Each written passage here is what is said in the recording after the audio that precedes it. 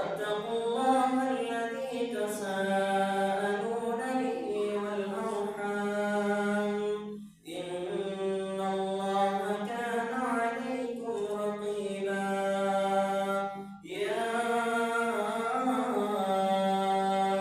أيها الذين آمنوا اتقوا الله حق تقاته ولا تموتن إلا وأنتم مسلمون يا أيها الذين آمنوا اتقوا الله وقولوا قولا سديدا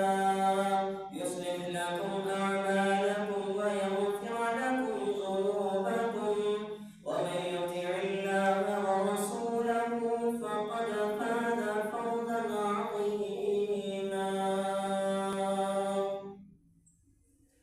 اللهم صل على محمد وعلى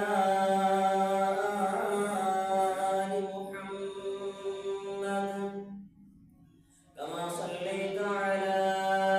إبراهيم وعلى آل إبراهيم إنك حميد مجيد اللهم بارك على محمد وعلى آل محمد كما باركت على إبراهيم وعلى آل إبراهيم إنك حميد مجيد اللهم طهر قلبي من النفاق وعملي من الرياء ولساني من الكذب وعيني من الخيانة فإنك تعلم خائنة الأعين وما تخفي الصدور سبحان ربك رب العزة عما يصفون وسلام على المرسلين والحمد لله رب العالمين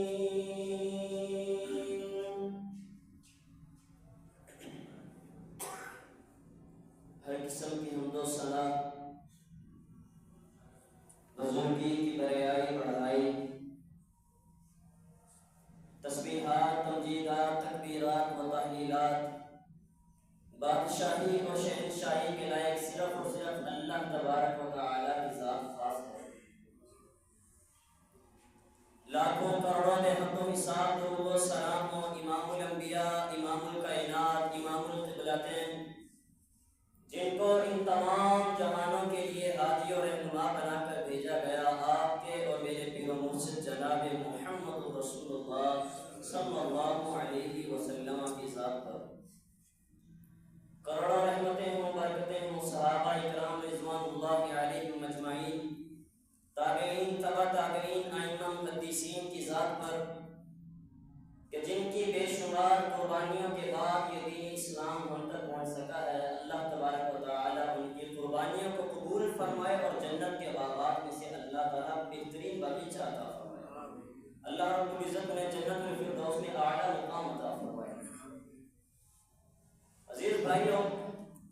क़ाल अल्लाह तबारक व तआला फ़िल क़ुरआनिल मजीद वल फ़ुरक़ानिल हमीद अऊज़ु बिल्लाहि मिनश शैतानिर रजीम बिस्मिल्लाहिर रहमानिर रहीम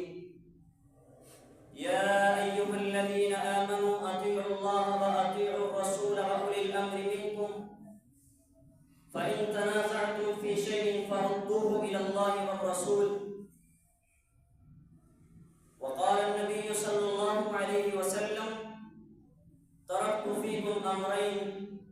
लम तज़िल्लू मा तमस्सकतुम बिहिमा किताबुल्लाहि व सुन्नतु नबिय्यिना मुहम्मद सल्लल्लाहु अलैहि वसल्लम। यह मकसद है कि दुनिया से जहालत दूर हो जाए। यह मकसद है कि दुनिया से जहालत दूर हो जाए, कलामुल्लाह से मोमिन का दिल पुरनूर हो जाए। अज़ीज़ भाइयों और साथियों, دین اسلام نے، شریعت نے ہمیں یہ تعلیم دی ہے کہ دنیا کے اندر جب بھی آپ لوگ کسی اختلاف کے اندر مبتلا ہو جائیں، کہیں پر کوئی اختلاف پیدا ہو جائے، تو شریعت ہمیں یہ تعلیم دیتی ہے، دین ہمیں یہ تعلیم دیتا ہے کہ جب کوئی اختلاف پیدا ہو جائے تو اللہ اور اللہ کے رسول علیہ السلام کی طرف لوٹنا ہے۔ فَرُدُّوهُ إِلَى اللَّهِ وَالرَّسُولِ، جب بھی کوئی اختلاف پیدا ہو تو اللہ رب العزت کے قرآن اور نبی کریم صلی اللہ علیہ وسلم کے فہمین سے اس کو حل کرنا ہے۔ عزیز بھائیوں اور ساتھیوں، دین اسلام نے ہمیں کوئی دوسرا راستہ کیوں نہ دیا کہ اگر کوئی مسئلہ پیش آ جائے، کسی سے مشورہ لے کے اس مسئلے کو حل کر لو، والدین سے مشورہ لو پھر مسئلہ حل کر لو، آباء و اجداد کے طریقے پر چل کے جو ہے اپنے مسئلے کو، اپنی پریشانیوں کو دور کر لو۔ یہ راستے ہمیں دین اسلام نے کیوں نہ دیے؟ کیونکہ انسانوں کی جو بنیاد ہے وہ صرف اور صرف اللہ کا قرآن اور نبی کریم صلی اللہ علیہ وسلم کا فرمان ہے۔ ان دونوں چیزوں سے نکل کر بندہ کسی تیسری چیز سے رہنمائی حاصل نہیں کر سکتا۔ یہ مومن بندے کی بیس ہے، بنیاد ہے۔ عزیز بھائیوں اور ساتھیوں، آئیے ذرا دیکھتے ہیں کہ جب صحابہ اکرام رضوان اللہ علیہم اجمعین، تابعین، تبع تابعین، ائمہ محدثین کے درمیان جب اختلاف پیدا ہوا تو انہوں نے اختلاف کو کیسے دور کیا؟ سب سے پہلے ایک واقعہ آپ لوگ سن لیجیے۔ عطاء اللہ شاہ بخاری رحمۃ اللہ علیہ یہ واقعہ بیان کرتے ہیں۔ وہ کہتے ہیں کہ میں کبھی مختلف مساجد کے اندر گیا، ایک مسجد کے اندر گیا تو میں نے دیکھا لوگوں نے سینے پر ہاتھ باندھے ہیں، مجھے معلوم ہو گیا یہ کس مقصد سے تعلق رکھنے والے ہیں۔ میں دوسری مسجد کے اندر گیا، جا کر دیکھا کہ لوگ جو ہیں وہ یہاں پر ہاتھ باندھ رہے ہیں، مجھے معلوم ہو گیا کہ یہ کس مقصد سے تعلق رکھنے والے ہیں۔ کسی اور مسجد کے اندر گیا، وہاں جا کر دیکھا تو لوگ ہاتھ ہی نہیں باندھ رہے، بالکل ہاتھ چھوڑ کر نماز پڑھ رہے ہیں، تو مجھے پھر بھی معلوم ہو گیا کس مقصد سے تعلق رکھنے والے ہیں۔ وہ کہتے کہ میں ایک اور مسجد گیا، وہاں پر جا کے میں نے ایک عجیب مواجرہ دیکھا کہ ایک شخص ہے، اس نے ایسے ہاتھوں کو تشبیہ دی ہے اور اپنی گردن کے پیچھے ہاتھ رکھے ہوئے ہیں۔ میں نے اس سے پوچھا کہ بھائی میں کبھی دیکھتا ہوں کوئی سینے پہ ہاتھ باندھتا ہے، کوئی ناک کے اوپر باندھتا ہے، کوئی ناک کے نیچے باندھتا ہے، کوئی ہاتھ چھوڑتا ہے، یہ سب طریقے تقریباً چلتے آ رہے ہیں، یہ تم نے گردن کے پیچھے جو ہاتھ رکھے ہیں یہ طریقہ کہاں سے لیا؟ تو اس شخص نے آگے سے بیان کیا کہ میں ایک دفعہ فلان مسجد میں گیا، انہوں نے کہا کہ سینے پر ہاتھ باندھنے چاہیے، میں نے سینے پر ہاتھ باندھ لیے۔ دوسری مسجد گیا، انہوں نے کہا واجب تو کافر ہو گیا، مرتد ہو گیا، دین سے نکل گیا، تو نے سینے پر ہاتھ باندھے۔ اس نے پوچھا کہ اب میں کیا کروں؟ سینے پر ہاتھ باندھنے سے میں اگر دین سے خارج ہوتا ہوں تو پھر کیا کرنا چاہیے؟ انہوں نے کہا جی آپ ناک کے اوپر ہاتھ باندھیں۔ میں نے ناک کے اوپر ہاتھ باندھنا شروع کر دیے۔ دوسری مسجد میں گیا، انہوں نے کہا جی ناک کے نیچے باندھنے چاہیے، میں نے ناک کے نیچے ہاتھ باندھنے شروع کر دیے۔ چوتھی مسجد میں گیا، انہوں نے کہا کہ ہاتھ چھوڑنے چاہیے۔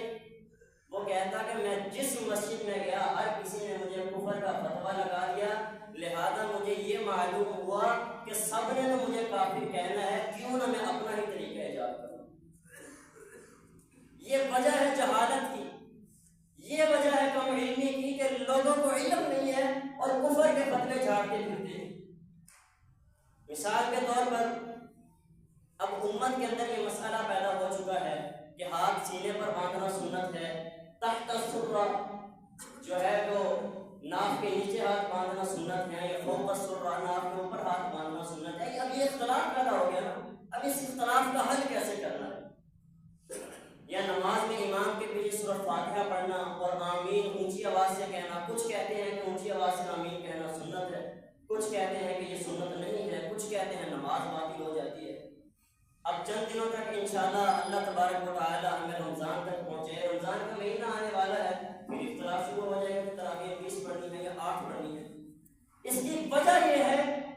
کہ ہم لوگوں نے اپنا تعلق جو ہے قرآن و سنت کے ساتھ ترک کر دیا ہے۔ ہمارا تعلق جو ہے، ہمارا رابطہ جو ہے وہ قرآن و سنت کے ساتھ کٹ چکا ہے۔ وجہ یہ ہے کہ ہم نے قرآن و سنت کو چھوڑ دیا اور لوگوں کے فتووں پر، لوگوں کی باتوں پر عمل کرتے ہوئے جیسے لوگوں نے کہا ویسے عمل کرنا شروع کر دیا۔